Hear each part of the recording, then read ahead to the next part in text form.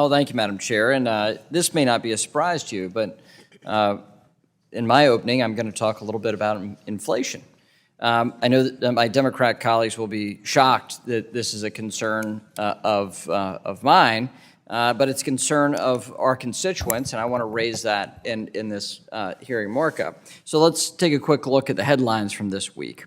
The Wall Street Journal: the U.S. middle class is getting squeezed in 2022.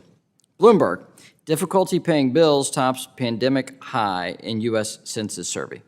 Fox Business: businesses are spending more to stay afloat while economic optimism drops.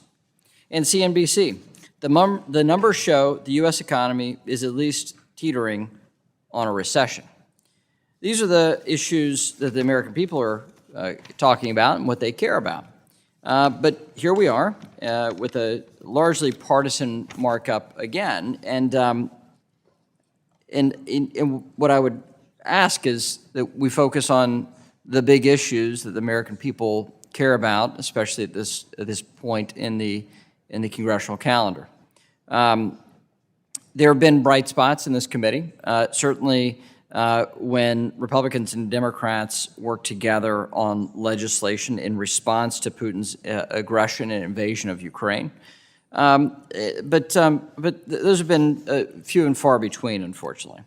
And then beyond that, where we are in the congressional calendar is with an eye to elections, and you can see this on who's got bills on the docket today.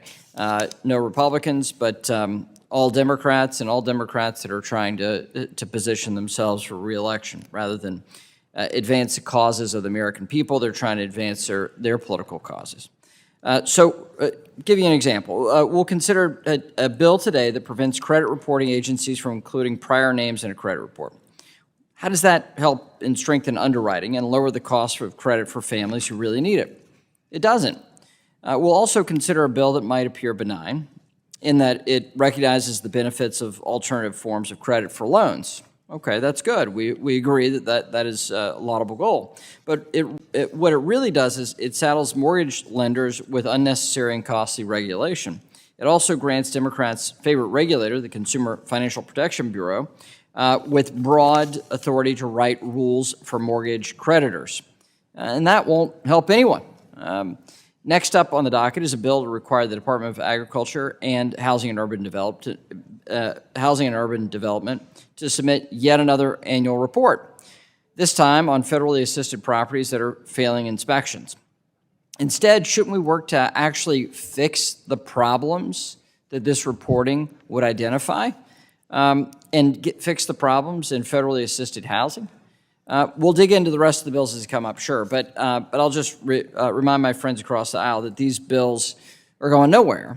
They won't make it in the Senate, and they're not bipartisan. And this is an exercise that is much more about election year politics than addressing the horrible record on the economy.